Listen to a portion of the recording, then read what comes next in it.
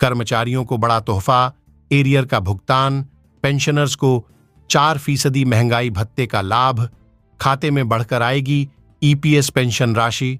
EPS pension को लेकर court का बड़ा तोहफा, 10 साल बाद पेंशनर्स को मिला असली हक। देखिए वीडियो में पूरी रिपोर्ट। अभी अभी कोर्ट का आपकी पेंशन को लेकर बड़ा फैसला जारी। 65 लाख पेंशन धारकों को होगा बहुत बड़ा फायदा। अब बढ़ेगी जल्द आप सभी की पेंशन। अभी अभी की बड़ी खुशखबरी आ रही है।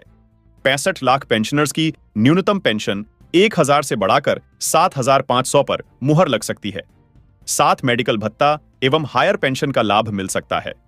सुप्रीम कोर्ट का बड़ा तोहफा मिल सकता है।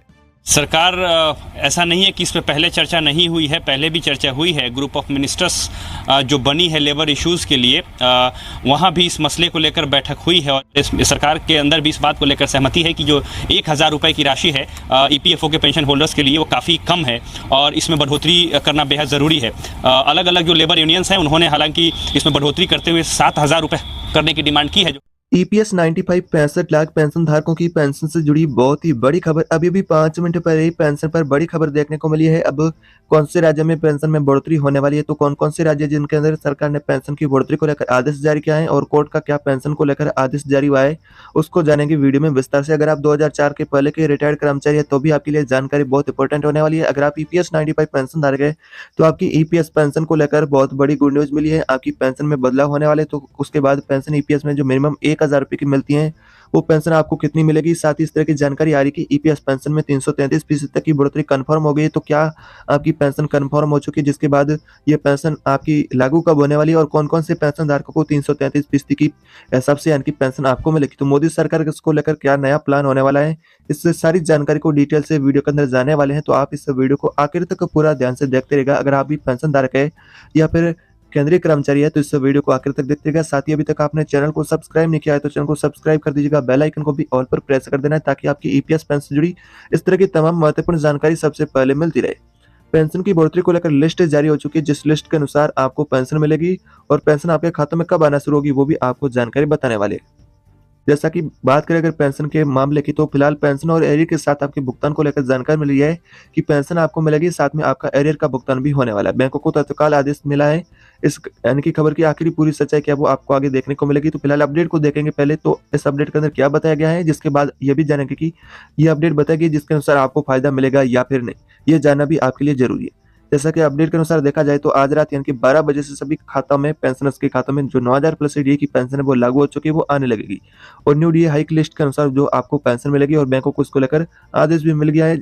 और पेंशन धारकों को अगर देखा जाए ये फैसला तो पक्ष में ही होने वाला है कि आपको 9000 प्लस डीए पेंशन मिलेगी, जिसी को लेकर भी पेंशन धारक है काफी लंबे समय से यानी कि आंदोलन कर रहे हैं। तो फिलहाल ये मामला यानी कि विचाराधीन है, जिसको लेकर अगर देखा जाए कि फैसला क्या बताया जा रहा है। मीडिया रिपोर्ट के अनुसार कि कर्मचारी को तोहफा मिल चुका है, राष्ट्रपति की मोहर लग चुकी है 9000 प्लस डीए की पेंशन को लेकर। अब इस दिन आपके खातों में पेंशन आने वाली है, साथ में आपको डीए का लाभ भी मिलेगा। 9000 प्लस डीए की पेंशन के लेकर हो या फिर 7500 प्लस डीए को लेकर पेंशनर्स की यही मांग बनी है काफी लंबे समय से कि सरकार इतनी पेंशन में बढ़ोतरी करे।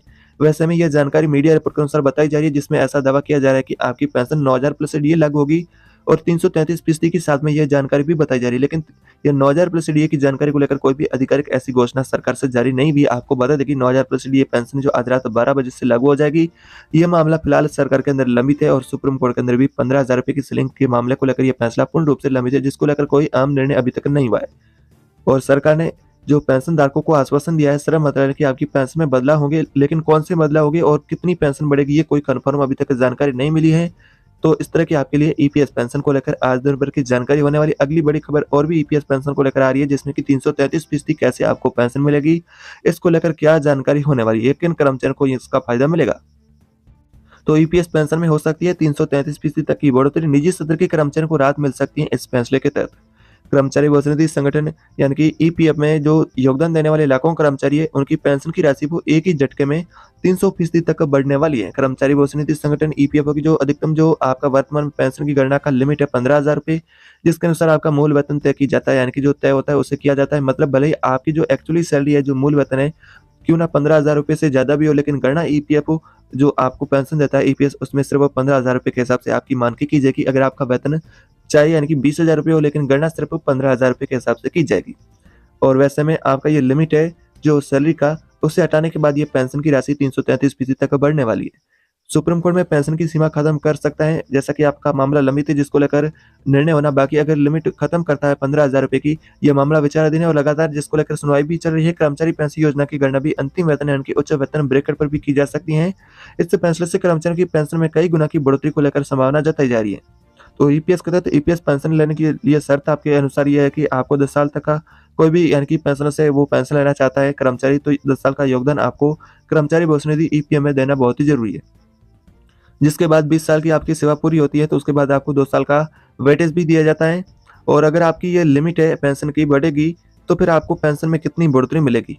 अगर कर्मचारी पेंशन योजना की मौजूदा व्यवस्था के मुताबिक अगर कोई कर्मचारी 1 जून 2015 से कहीं भी काम कर रहा है और वह 14 साल की सेवा पूरी करने के बाद ईपीएस पेंशन लेना चाहता है तो उसकी पेंशन 15,000 रुपए के हिसाब से यानी कि गणना की जाएगी। चाहे क्यों ना उसकी बेसिक सैलरी 20,000 रुपए हो या फिर 30,000, लेकिन उसकी गणना नहीं की जाएगी, सिर्फ 15,000 रुपए के हिसाब से की जाएगी।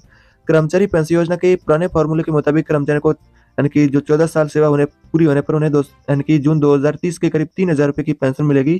तो ईपीएस पेंशन की गणना का जो फॉर्मूला है जिसके अनुसार देखा जाए तो आपका 15,000 रुपए का लिमिट हटा दिया जाए तो कर्मचारी को कई गुना ज्यादा ईपीएस पेंशन में बढ़ोतरी देखने को मिलेगी। तो इस तरह की यह जानकारी बताई जा रही है कि लिमिट बढ़ेगी, लेकिन कोई कंफर्म जानकारी सरकार से पेंशन की ईपीएस राशि बढ़ाने को लेकर जारी नहीं हुई है। अगली बड़ी खबर आ रही है आपकी ओपीएस यानी कि ओपीएस पेंशन है उससे जुड़ी बहुत बड़ी खबर मिली है। क्या सरकार ओपीएस फिर से बहाल करेगी?